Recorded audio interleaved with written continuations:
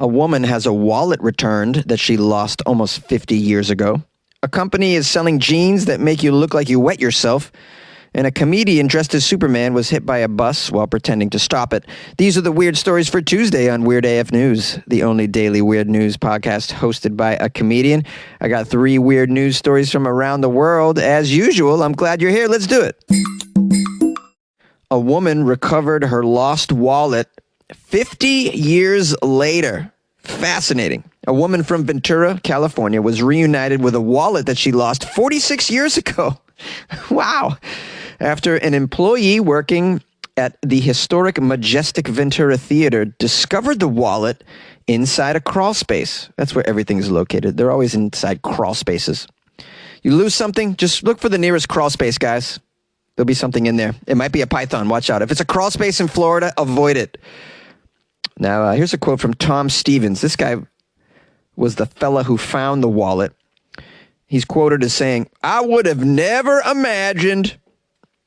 That's it. That's the end of the quote. Tom would never have imagined. Guess we don't need to hear any more from you, Tom. So he found the wallet among some old candy bar wrappers, ticket stubs for the theater, and soda cans in a crawl space. Tom Stevens told the Ventura County Star that he went on social media to try to locate the owner based on clues that he found inside the wallet, including old photos, a 1973 Grateful Dead concert ticket. It's pretty cool. 1973 Grateful Dead concert ticket? Fabulous. There was also a California driver's license that expired in 1976. The name on it?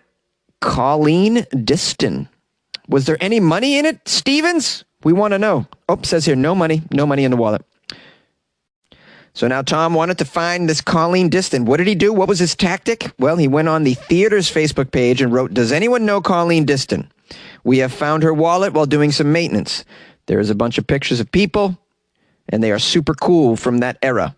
Someone may want them. So if this is you, or if you know Colleen, reach out to us. We have the wallet here for you." Well, this whole Facebook post ended up being a very good plan because it was shared over 1,000 times and there were a lot of comments on it. It says here, Colleen Diston, who grew up in Ventura and remains a resident still, said she heard from a lot of people online. She received a call about the Facebook post as well. She finally responded a couple hours after the posting that the wallet was indeed hers. And she picked it up over the weekend, the little red wallet, now brown with age. She said it was like opening up a time capsule. Yeah, I can imagine. Oh, that'd be so cool to open up a wallet that you had 50 years ago, or really anything, you know? Even reading old journals from 50 years ago is like opening a time capsule. Colleen said she lost the wallet in 1975 when she was in her early 20s at what was then a movie theater. Oh, it was a movie theater at that time. Colleen said it must have fallen through a hole in her purse, which she had placed on the theater floor. At the time, her wallet held a $200 check and family photos. Colleen was very thrilled to recover this wallet. She said she was initially reluctant to speak publicly about her experience, but she said there was such a positive response that she finally gave in. Here's a quote from Colleen to the local newspaper. "It says a lot about our society that people are looking for a human story and something to feel good about. People need to see the gratitude out there. I think there's so much other negative stuff that I think this is what touched people. Something positive." I agree with you, Colleen, and that's why I'm covering this story, because it's positive. It's weird, but it's very uplifting, and it highlights, as she said, the human story and gratitude and people that are selfless. There are some people out there that are selfless. I mean, we don't always run into them, unfortunately, but they are out there and they're doing good in the world. And then we have gratitude. And this is just wonderful. You know, and if you find something like this, don't just chuck it in the trash. Don't give up on it. There's somebody out there who will be so happy and pleased to have their item, their lost memento, their little time capsule returned to them. A company sells jeans that make you look wet, make you look like you just peed yourself. Yeah, this is true. Celebrities and influencers are looking for these wet pants, it says here. I don't know why you want to look like you peed yourself. Let's get into it. Maybe there's a purpose. It seems that the latest trend is manufactured by a company based out of New York that has come up with the idea.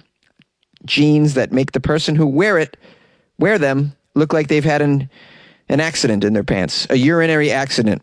It's called Wet Pants Denim. This is the company. Here's a quote from them. Here at Wet Pants Denim, we're delivering an identical style without the need to feel uncomfortable. Yeah, you're going to feel uncomfortable if people think you pissed yourself and they're going to look at you like you pissed yourself. How is this not going to make people feel uncomfortable? Are we trying to teach people a new behavior, that it's okay to just wet yourself and walk around in public? Because this is not a behavior I want to be rewarded. I don't want us all to be comfortable with people who have pissed themselves. I don't want them on the subway or the bus with me. It's back to the quote from the Wet Pants Denim. This company's stupid. Our jeans are individually procured for each order and hand-dyed, ensuring that every pair is one of a kind. We also make hats, they claim. What? Hats that look like what? You just sweated your face off? The store is very serious. They sell pants with a wet look. The point is that there are two key issues with the traditional urinary incontinence aesthetic. Is this really what you're going for here? They break it down here. Says here, wearing wet pants is uncomfortable.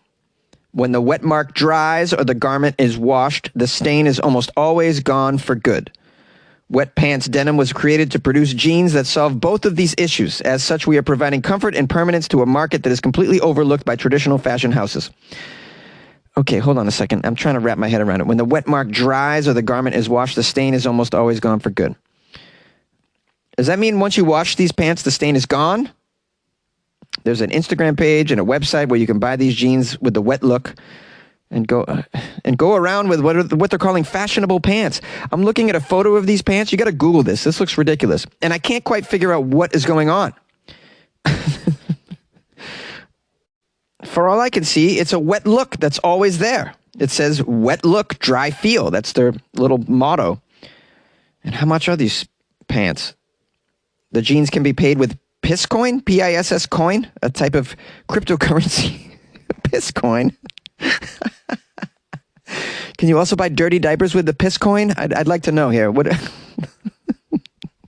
Pisscoin cryptocurrency to buy pants that look like you pissed them? Who's doing this? Like, what do of course, after I follow up a nice story about people doing good in the world, I got this crap. Functionally, Pisscoin operates like a gift card.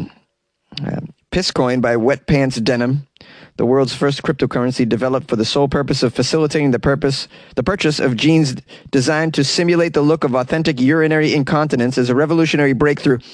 Wow, unbelievable. They're like, Pisscoin, yeah, revolutionary breakthrough. We developed the first cryptocurrency that allows you to buy pants that look like you pissed them. Guys, I'll sell you pants that look like they've been pissed in. I'll really piss in them, and I'll sell for Bitcoin. I will sell them to you for people clearly don't know what to do with their money. I'll sell you poopy pants. That's the next step. I will sell you poopy pants. We'll create a poopy Bitcoin, a poopy cryptocurrency, and you can buy my poopy jeans for thousands of dollars worth of cryptocurrency. How about that? I might as well get in on this trend, this idiocy. If you can capitalize on idiocy, you're in the right country. Yay! You like podcasts? You're listening to my podcast. Maybe you thought to yourself, I'd like to make a podcast. Too difficult. No, not with Anchor. Anchor has free creation tools that allow you to record and edit your podcast from your phone or your computer.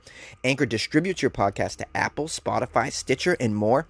They have advertising integration, so you can even make a little money off your podcast. Everything you need to make a podcast in one place. Download the free Anchor app or go to anchor.fm to get started. And good luck with your podcast. Good luck with your creation. Good luck with your life, man.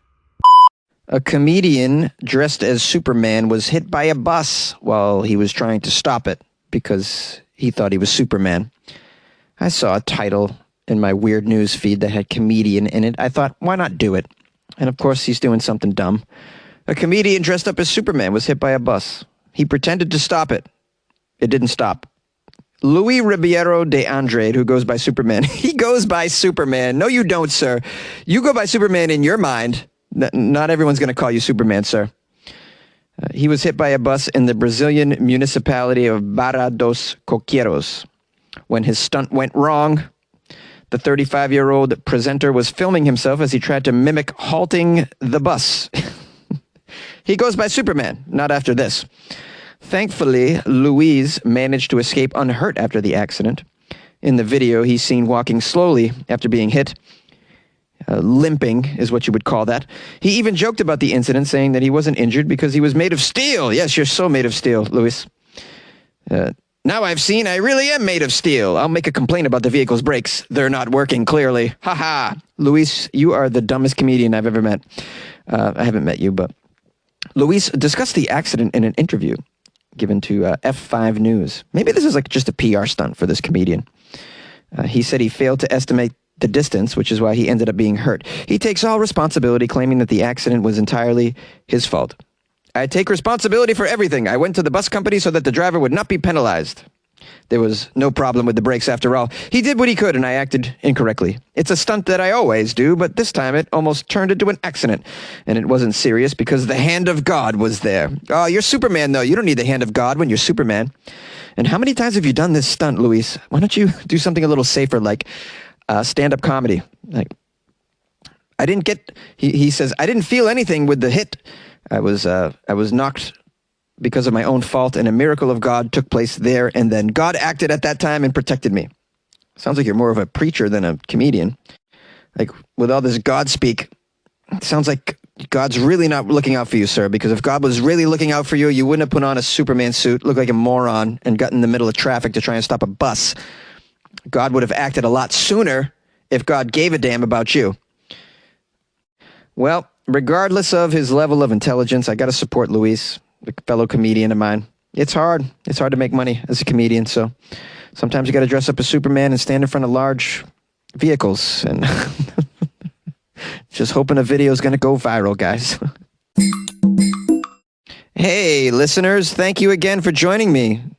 We've surpassed 1,000 episodes on Weird AF News, as you know. If you don't know that, I announced it yesterday on the show that just went past 1,000 episodes. It's a big milestone in my life, and I want to thank everybody who congratulated me on social media and the emails and whatnot and the calls. It's fabulous. I couldn't have done it without you, without listeners, you know, and people that were really fans of the show that have reached out to me that kept me going. Otherwise, I would have quit early on. But I had so much encouragement. People really loved it from the jump. And so because of you guys, I kept it going. So I have you to thank, really, because if you guys didn't listen or give me encouragement or reach out at all, I would have never continued to this sort of, this 1,000 episode, which is just kind of a crazy thing to do this many episodes. But so thank you. I got a nice review, by the way, on Amazon from the Jorgensen family. Ooh, the Jorgensens are listening. Is it Jorgensens or Jurgensens? Jorgensen. They wrote, weird news with a side of trenchant wit. Ooh, trenchant wit. I have to look that up. I hope I think it's a good thing. I think it means I'm very good with banter. That's another good word. Look that up. Okay, anyways, on to the review from the Jorgensen family. Every morning I wake up and listen to a collection of very serious news shows from very serious outlets. But my treat for completing this often stressful routine is the last podcast of my morning, Weird AF News with Jonesy. This show cracks me up. It also provides a nice reminder that no matter how many terrible things are happening in the world, there are still plenty of stupid people doing stupid stuff and snarky comedians like Jonesy who will narrate it for your entertainment. Thanks for the AM laughs. Katrina. Oh, Katrina Jorgensen. Repping the Jorgensen family. Thank you so much, Katrina. I have to ask, is your whole family enjoying the podcast or just you? I like to imagine the Jorgensen family just kind of getting around in the morning. They're eating their, blueberry waffles, having some delicious coffee, and then, snapping on the old Weird AF News on the radio, on the ham radio there. And just, the Jorgensen family having morning time with the Weird AF News. I just love the idea of that. Thank you, Katrina, for that amazing review. I just love that. Also, we got a new patron. Oh, we do the Patreon dance. If you could see me right now, you see me doing Patreon dance, dancing in a closet. Oh, how sad. I'm dancing in a closet. Time to rethink my career. Okay, we got a new patron, Randall Reese. I believe I said that right. Randall Reese has just joined the Patreon, and I'm so grateful for Randall's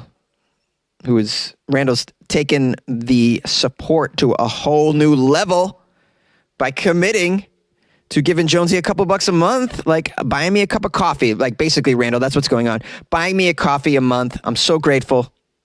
I hope you enjoy the Patreon, by the way, because I'm very proud of how I've built up the Patreon. There's so much content in there. It's really, you could go weeks and weeks of getting through stuff. You wouldn't even get through it. It's just, and I keep putting stuff up there all the time. So I hope you enjoy that extra stuff, Randall. And thank you so much. I appreciate it. You guys can join the Patreon by going to patreon.com/weirdafnews. Weird AF News, all one word. Scrunched together, no spaces. Just scrunched it.